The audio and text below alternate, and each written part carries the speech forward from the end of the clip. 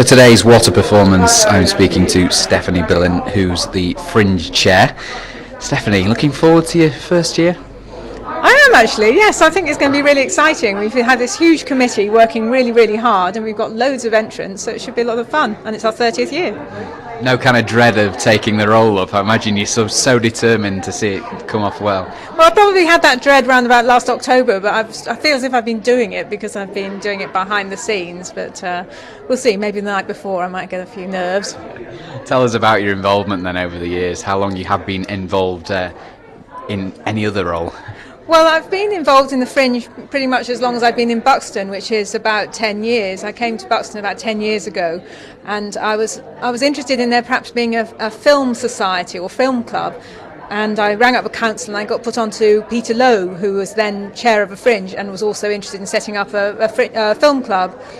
And in the end, our conversation sort of veered off films, and he started talking about the Fringe. And then, rather to my surprise, he said, "I take it you'd be happy to be on the Fringe committee." And all of a sudden, I was, and that's about how open the Fringe committee is, really, and still is. As part of this series, we've been getting people's memories of the Fringe, and no doubt you've got a few as well.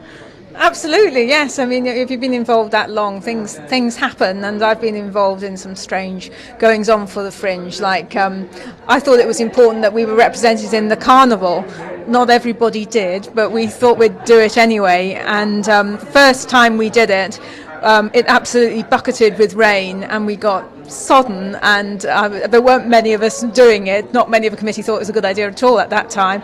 But in the end, the clouds started lifting just a little bit as we started going on the parade, and the warmth of the crowd was so phenomenal that it was really quite moving, and it was the most wonderful experience. And ever since then I've really enjoyed doing the carnival float, and of course it's got much more popular and now everyone wants to be involved. In terms of the talent you've seen come to the Fringe, there must be some names that you've seen perform in front of just a few people who are now incredibly famous. Well, that's right. I mean, some of them happened before I got here, like Jerry Sadowitz and things, but we had Ross Noble, who's now a familiar voice on Radio 4 and lots of comedy quiz shows and things, and he performed at the George Hotel. But also I'm excited about people like Michael Grady, who is part of Three's Company, who's got a great local following, but then he went to RADA, and he's been involved in his first play at the National Theatre. Incredible, isn't it, when you think people like Ross Noble, you say the George Hotel. Yes. He sold out the Opera House in, I think, less than 2 days this year. That's so right, it's incredible, yes. isn't it? And you're kind of keeping an eye out always for the next Ross Noble, Jerry Sadowitz. Absolutely, and you never know who's going to be the next famous person, but it's not really just about fame. We just have talent. We really have talent in abundance at the Fringe, and always have done. Entrants this year have been flooding in the early stages, haven't they? They're continuing to do so. Yes, they are. It's been amazing. We're very lucky and blessed to have all these performers, and we really hope there's going to be the audiences out there to support them. Everyone talks about the credit crunch. I don't think I've done an interview without mentioning the credit crunch. Has it affected business? Is it worrying, or are you finding that you're defying it? As of the time of this interview, we are defying it, but I think the really telling thing is going to be the audiences, and I'm looking for people listening to this programme to really make an effort and try and support some of these artists who come up here, and they're certainly not making much money on what they're doing.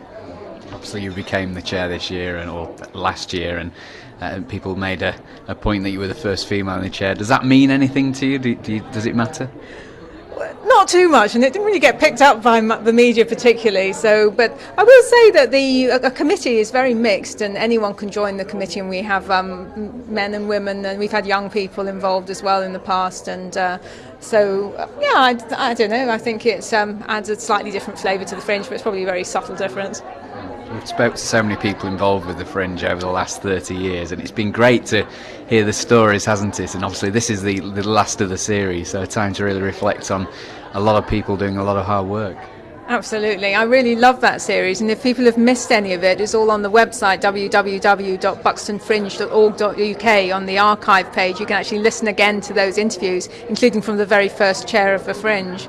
And I hope you'll have me on again to talk about the Fringe and what's coming up anyway, so I'm sure this won't be the last of me that you'll hear. Here's to another 10 years, eh? Thank you. Yes, absolutely.